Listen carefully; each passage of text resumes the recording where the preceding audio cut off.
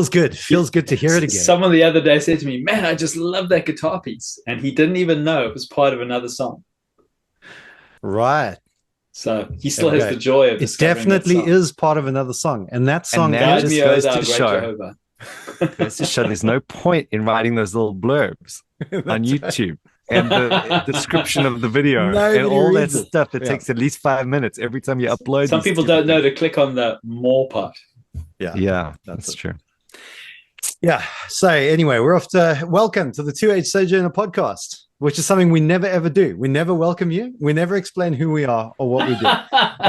so welcome to the 2H Sojourner podcast. This is a podcast that explores what the Christian life and the overlap of the already and the not yet from a Kleinian Reformed Baptist perspective. And here's our host. Edit that out.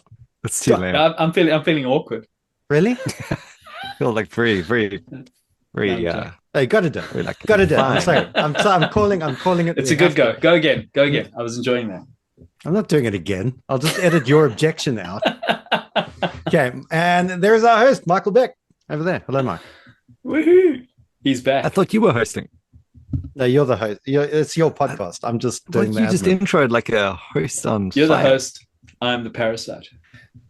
Oh my goodness. Okay, so I am apparently you're the host. I'm the host, but Dr. Michael Beck is our resident expert.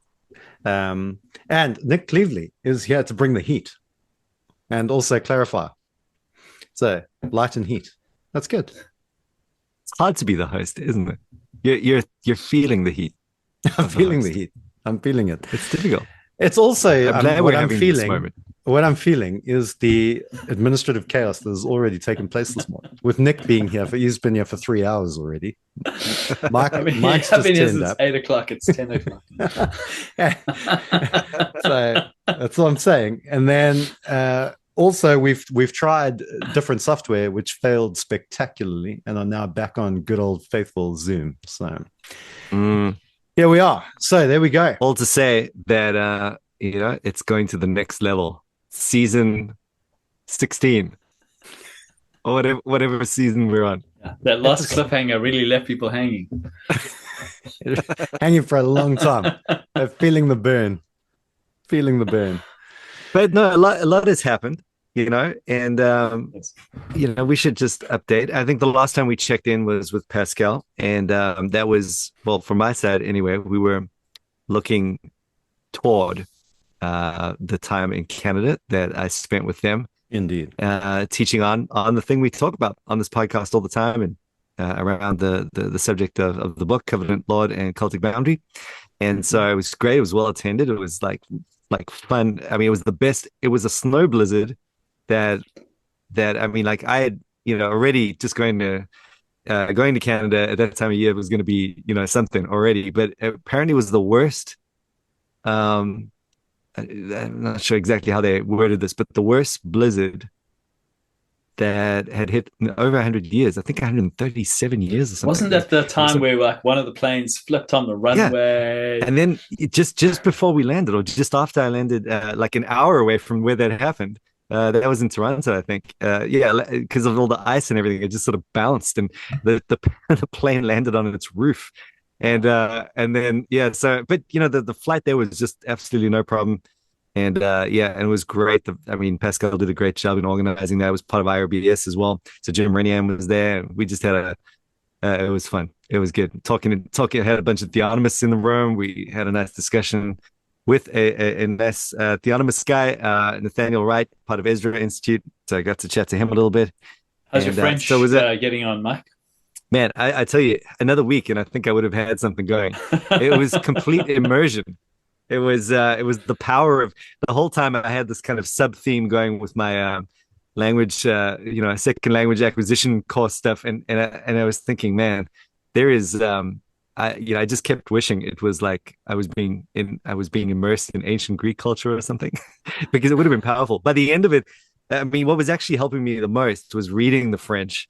And the Latin connections and all that. So you actually, like, if we're singing a hymn or something, right? Yeah. It's just the pronunciation of French, of course, is like this beast on its own. Yeah, I've got a French associate pastor. His brother's name is Guillaume, and the GUI L-A-L-L-M-E. And so the I-L-L sound is a yeah sound. I know. I know. I had a little game by the end of it. We'd have a text in front of us, and my game would be, I bet you this is going to go this way. I know how that word's going to sound. And then it didn't go that way. And then, like, I bet you I know how the next word goes. And it was like one of those, but I actually started getting it toward the end. So my point is that it was a case study for the power of, I mean, I just kind of wish it was an easier language. French is, it's just such a wow. So hard, yeah. It's an all-encompassing sort of It's process embarrassing. Like everyone in Europe can speak French and German, and like here we are. We speak Afrikaans. Without Dutch. Lekker so. Ja, man. Mooi squirt. That's what. So, Mike, thinking about the trip and the friendly discussion, the friendly debate you had with what's his name, Nathaniel Wright, Nathan. What did you refer to? Is he Nate? I think he was happy with Nathan, Nathaniel, all of the above, none of the above, or Annual. So you could call him Annual, I guess. It's part of the name. Yeah. From the Ezra Institute, and that's sort of, I think, if I'm not mistaken, was founded by Joe Boot. Yeah. So considering he's from the enemy camp, I did think he was quite a nice guy. I wasn't expecting how nice he was. I kind of expected, I don't know, like devil horns and totally. Yeah. I think if he no, it was great. I mean, he was a Baptist, and I think just sort of a lot of his journey I could relate to, and you could tell he was just open to working with the whole issue and just the ideal person to talk to. And I think if we had carried on talking, he would have, carried. He was kind of one of those guys that you just would strike up a good friendship with ultimately. So I think he's on the other side of the world. Probably not going to talk to him very soon again. But Nathaniel, if you are listening, totally open to that. But I mean, he's exactly the kind of guy I think that conducted himself in a way that you want to kind of talk about the subject, because he's not just shutting you down the whole time, and hopefully he felt the same.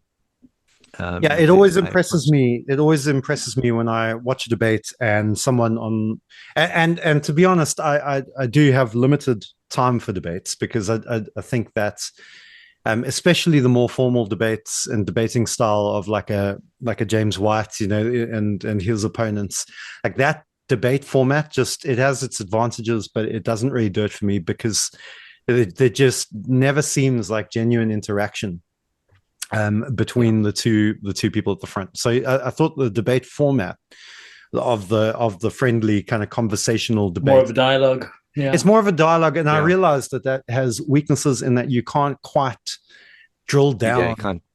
Well, with the formal debate, I mean, everyone sort of prepares their A game, and you get like a summary little speech, and then the other one gives a summary little speech, and it's their A game.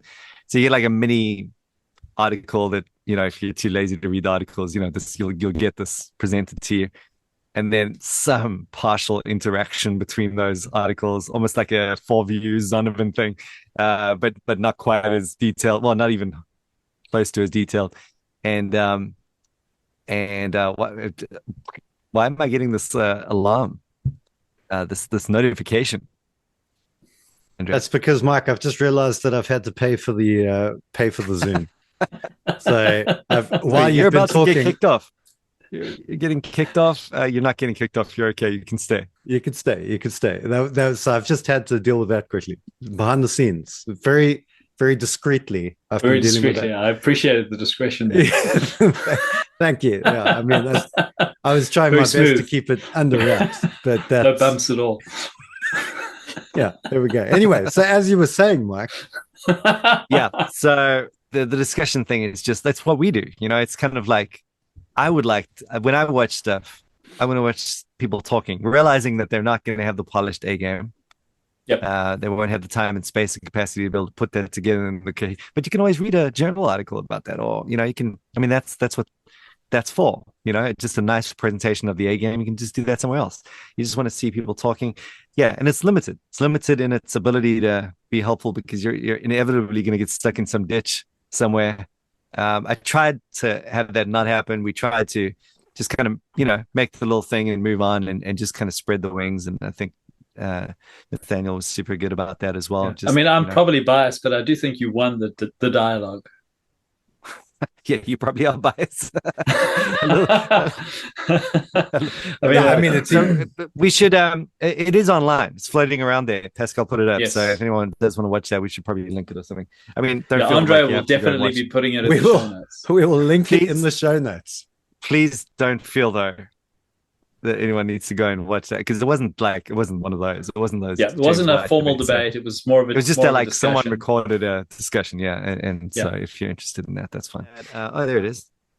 There you go. There we go. So if you Nice. want to find it, that's how you get it. A friendly debate between Theonomy and Reformed Two Kingdoms theology. On, I have no idea how to say this. Prêche Come la do it. I parole. dare you. I dare you. Oh man, Prêche la parole. that was every bit as bad as one could have hoped. Yeah. But there you go. Rachie Le Parole. Yeah. So, but what was good, and just to sort of highlight some things for me, is that, and genuinely, I would love for any theonomist, and whether it be Joe Boot or someone else, just to process that at least at the way of the issue of protology that came up. The reason it came up is that before that discussion, Nathaniel had an opportunity to present his kind of case, as it were. So I had been lecturing the whole time, and he's got an hour or a little bit over an hour just to kind of say, hey, here's what I'm coming at this thing with in theonomy. And so that was good. It just, what I mentioned as we start off that discussion, which it kind of sort of pity it's not there, because it doesn't really make sense where we kick off, because I'm just pulling on all that he just said. But basically, the idea is the cultural mandate. There we go. We read Genesis and we stopped before chapter 2 of Genesis. And so my whole thing is, well, did you do that on purpose, or is this part of like this greater understanding that rejects the idea of eschatology and the Sabbath as the reward for the cultural mandate, right? And that for me is the dual and end all point of the whole thing. So, to his credit, he just frankly admitted he hadn't really thought about that, before. Whether he rejects it or accepts it later is something else. But, it sounded like he was interested in that, he would look at that. And I do just encourage anyone to look at that, to anyone who will look at that and hasn't thought about those things, to just at least process that really standard point of Reformed theology, I think, of the covenant of works, with its contents, part of that contents being the cultural mandate. It has a goal to it. It's set up as part of this protology, this protological eschatology, you might say. And to rip that out of its covenantal context, you either have to have a reason for doing that. You're rejecting a big part of a Reformed, certainly a Vossian hermeneutic at that point. Fine, if you feel that you've got enough warrant to do that, but don't do it thoughtlessly, because that's part of the bread and butter, so to speak, of not only Kleinian. That's like, I mean, as you read in Brock's book, Brock and Sutanto, or I can't remember his surname, but his book on Neo-Calvinism, their book on Neo-Calvinism, they bring out the same thing with Kuyper and Bavinck. They all have this eschatology in view at that point. It's very much part and parcel of what I think theonomists should care about. So that was one thing that came out, which I thought was helpful. And then that became a discussion afterwards among the students, which again I thought was productive. Yeah, and I think just the verses you're referencing there, Genesis 2 verse 1-3. The chapter break's not inspired. The cultural mandate flows into that Sabbath moment. Which brings the eschatology into it, the Sabbath rest of God. Yeah, for sure. Yes. I mean, one of the things that stood out to me was, who has Kuyper on their side? There was a little bit of the historical discussion. And this is one of the mic drop moments, I think, is where Mike dropped the quote. Where you brought Kuyper in to basically show that he didn't take the theonomic implication of, I mentioned the sphere sovereignty. Yeah. So we were dissing Dutch a moment ago. This is where it's good to have some Dutch. Even if you know some Afrikaans or Dutch or whatever, read his track from the Anti-Revolutionary Party, the Ons Program, our program.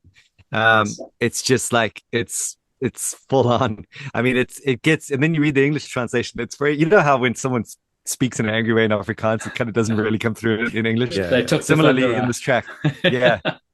You know, you read it in Afrikaans, in Dutch, that is, and yeah, you can see. I mean, it comes through in the English as well, but yeah, he's just not at all, you know, very much opposed to anything that he's so-called supposed to be, you know, the patron saint of. So, yeah, I think that is a big point. And again, someone might just look at it and go, well, you know, who cares? You know, but it is. I think for the most part, Theonomists do care, as Marley Worthen, you know, mentions in her. Yeah. I think if you're making the case that, you know, theonomy or theocracy is the faithful reform position, at least the faithful Kuyperian position. Yeah. It is an important matter. Yeah, you've lost Kelvin, you know, clearly. Yeah. You know, the theonomists themselves will say, well, Kelvin has just, you know, bought some heresy there in his dualism and whatnot.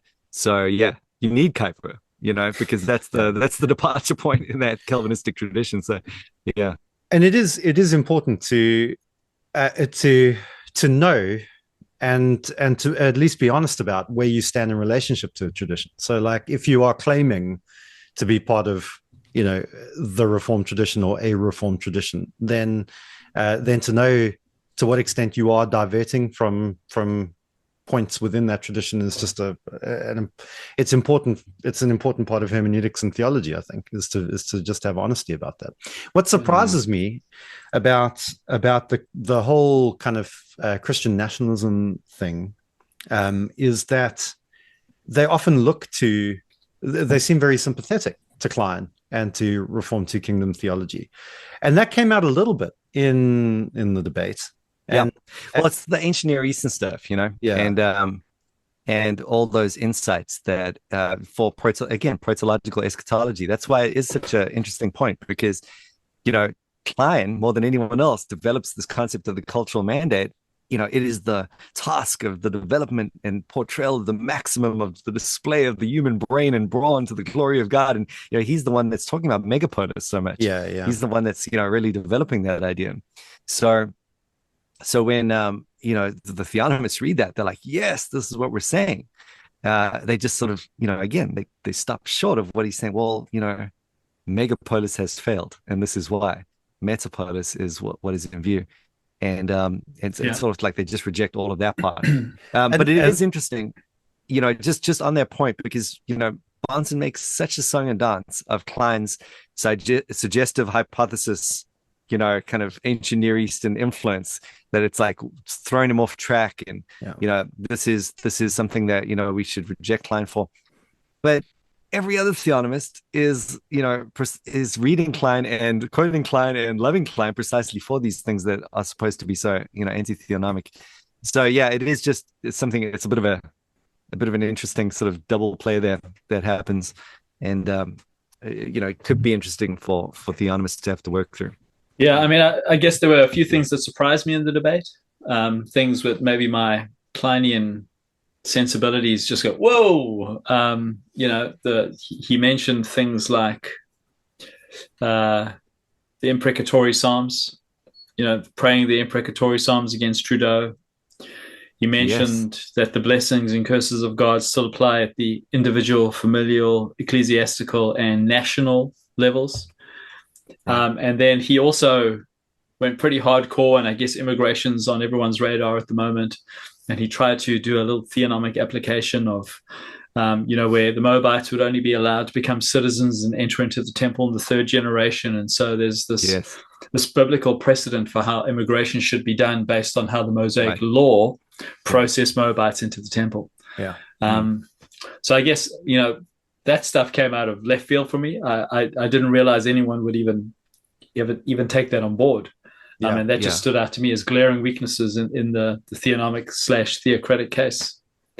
Yeah, that's all Rushtuni and, you know, that sort of idea extrapolated. It is always a little bit unnerving, because you realize, like, we all look to the law in some ways to see, you can see the kind of moral principles of the character of God revealed in the law and so on. But when you strip it away from that covenant, when you just are trying to extract principles and enforce them as law without considering the law covenant that they were a part of and our relationship to it today, then suddenly it becomes quite scary, because all the detail of that law becomes, like law for us. So for example, like, the third generation, the Moabite things, like I would never read the Mosaic covenant and come away with thinking, oh yeah, that's how great this is how we do immigration. That's how great. But I should write to the Prime Minister right now. Well, I love what Doug Wilson did in Mere Christendom. I wanted to just belly laugh, Well, you see, because God only demands a tithe, and the Mosaic law is the pattern for how we should do, taxation. Yeah. Basically, taxation should never be more than 9%. Yeah. That's his application. That's his takeaway. It's like it's the obvious implication, given the pattern of the law of Moses. I don't think I've ever heard anyone else give that as an implication, but there you go. It's obvious. Yeah. So to thinking, because I think in general, I mean, to greater and lesser extents, the idea of general equity, within the law, even the law of Moses, and the fact that we should be zealous to seek out that general equity, I mean, that, to be fair, has always been there, right throughout. And it is in Paul, and it is, I really don't have a problem with any amount of zeal, really, in being thorough in wanting to seek out general equity in every single one of those commandments. I don't even mind that. It might be a little bit off, like you say, like out of whack every now and again. Just like, I don't agree that that's the equitable principle and so forth. But that's not the problem. The problem is, and I feel like I'm a bit of a stuck record on this, but I think it's so important. The problem is the idea that it's not that we are, going to do what the church has always done in seeking out equitable principle there, but that we are, as a matter of faithful administration of the covenant of grace, now we are obligated to take the law in total and apply every single one of those general equitable principles. I'm thinking now of general equity theonomy, in the new covenant, in politics, in the sphere of government, as a faithful application and administration of the covenant of grace. This is like, it's not, no one in the history of the church has ever said that, except for the theonomist. So this is why, that point needs to really come through, because that's the issue. That's why, as much as, Bonson and Rushdoonian will all basically say, we're just trying to take the law seriously. Look, we've always done this, but no one has done that. No one has ever said you take the law in its total as a matter of obligation, as a matter of faithful administration of the covenant of grace, the newer covenant of grace, and apply every single equitable principle in politics. That is something that, again, we have to be careful of. So that's what Calvin said was a perilous and seditious error. That was what Kuyper thought was crazy, and so forth. Yes. I think exactly. Yeah, that's put it better than what I was thinking about. But you can just kind of intuitively see that it just feels like something has gone a bit more, has gone overboard. Intuitively you can feel it when people are trying to enforce the kind of level of detail as law like that, rather than just say here are biblical principles that we can, or moral principles we can derive from the law that we might feel free to implement as is befitting of someone who's part of the new covenant. You've got the kind of blanket, we have to take this and do it as new covenant members thing. And I think that just, and we're being unfaithful unless we do. Well, that's it. Yeah. It's you're if you are let's say you are a strong believer in theocracy. Yeah. Okay.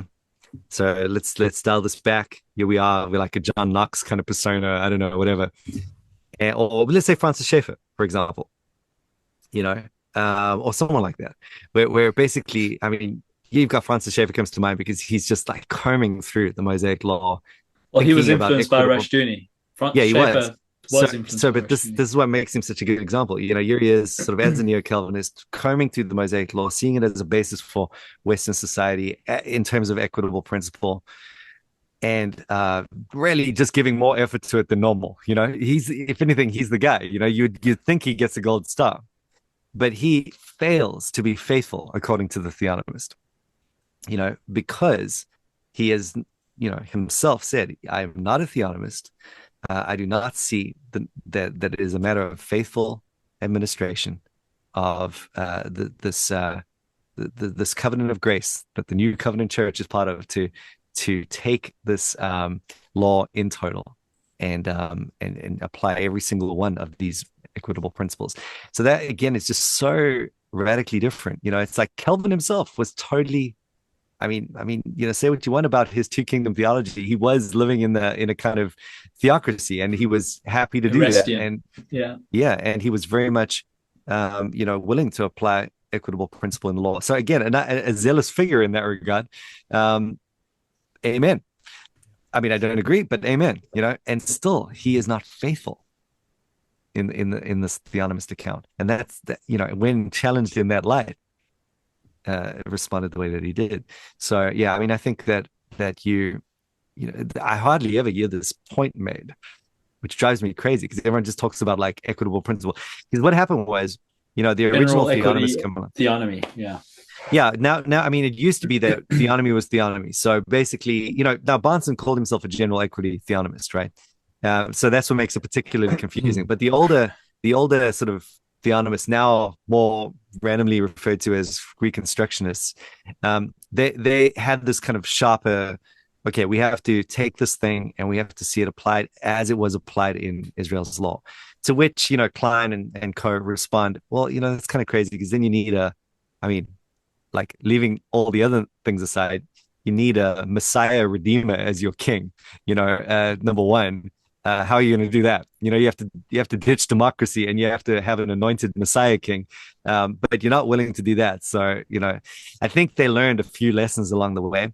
So, general equity theonomy is a way to kind of get around all of that and just go, yeah, of course, we're not wanting to like, you know, do every single thing exactly like we're not wanting to recreate Jewish society in that sense, but you know, we do want to seek the general equity principle, and so it makes it sound like at that point they just sort of like, you know, doing what the church has done forever and ever.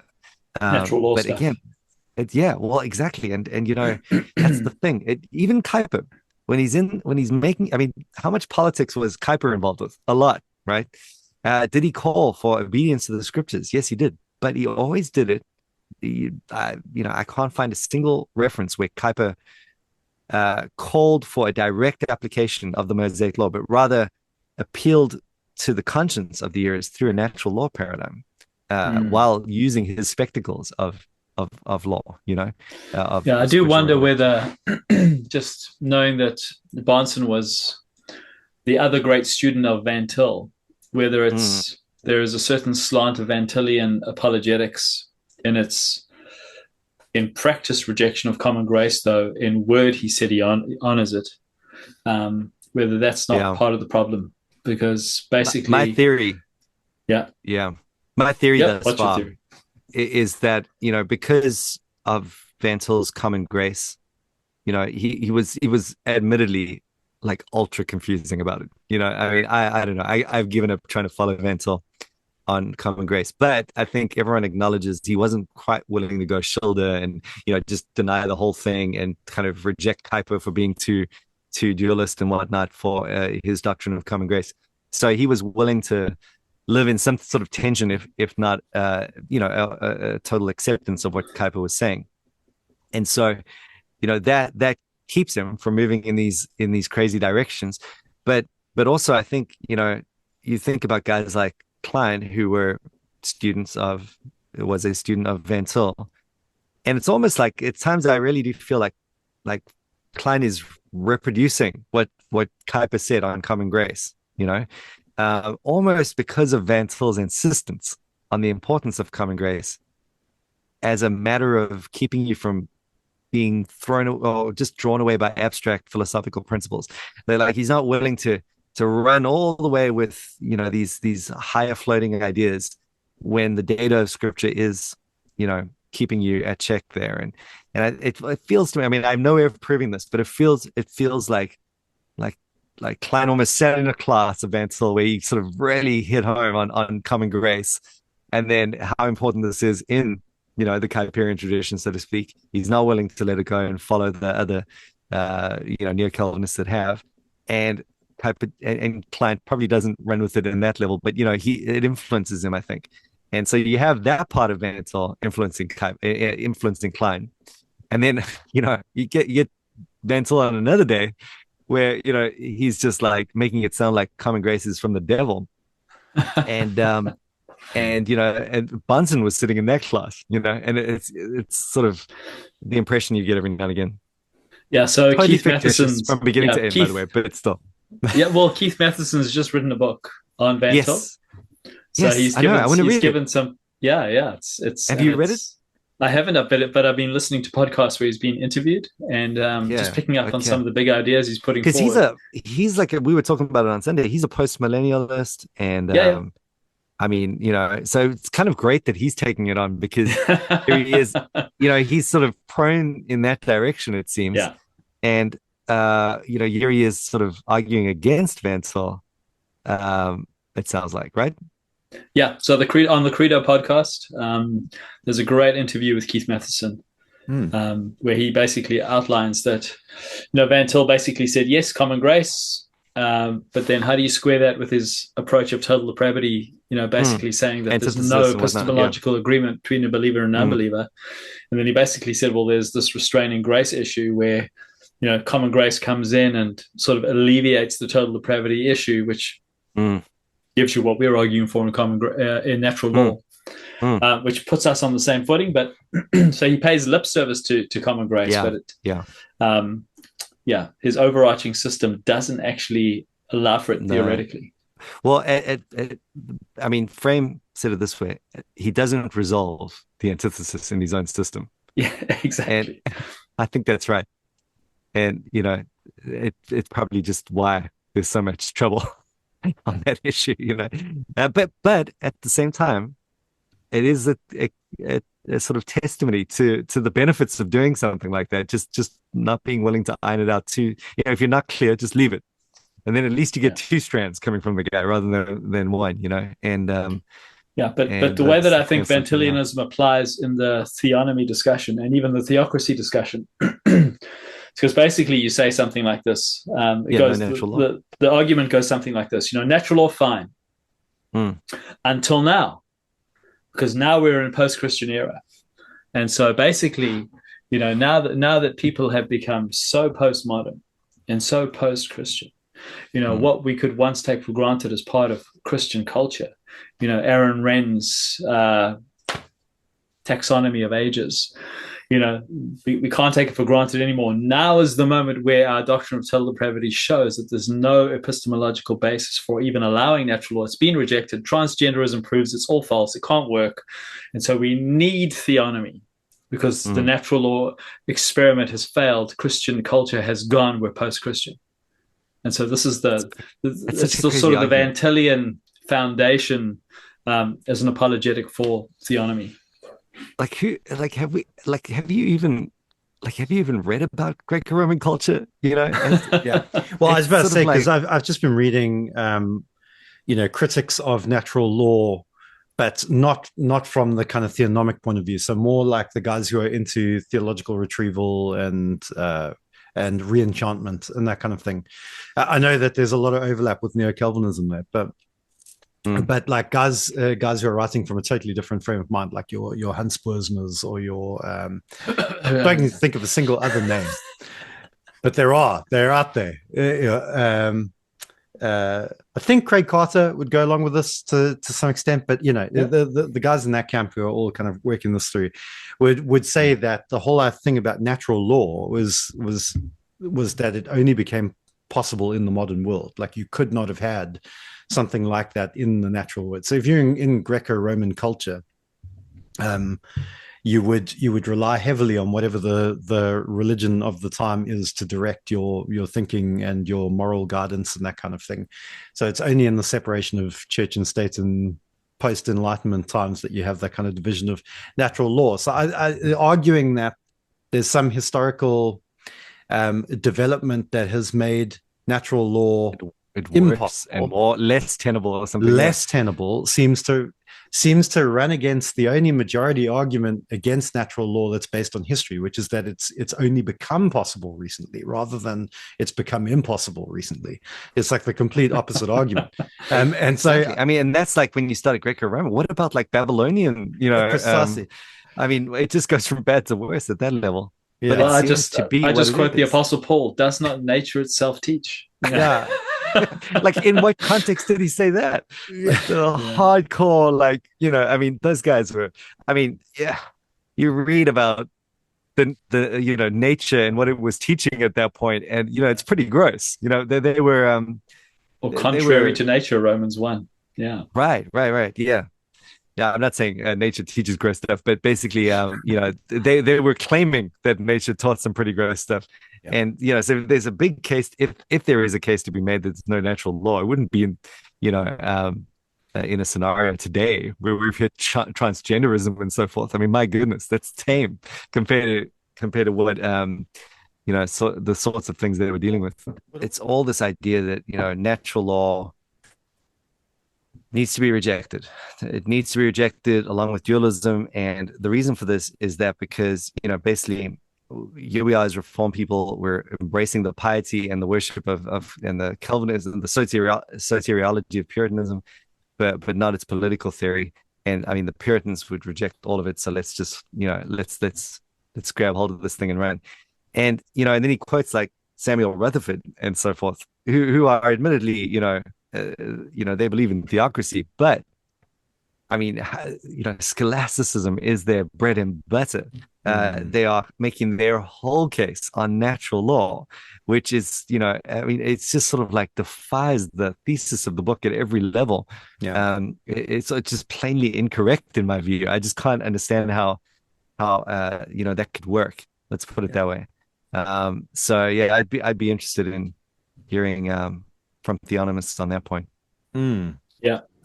And maybe just a cultural pushback at the theonomy, because if the theonomist says that postmodernism proves natural law can no longer be resorted to, we need theocracy or theonomy. It's interesting that this moment we're living in right now, with the rise of Trump, with the rise of the right, that common sense seems to have prevailed again. That transgenderism is on a downturn. Yeah. That that there is a natural law that's out there that common sense just seems to be making sense to bunches of people, Christian or not. And the tide seems to be changing. Yeah, at least on that front. Yeah. So the cultural argument seems to have swung against them at this point.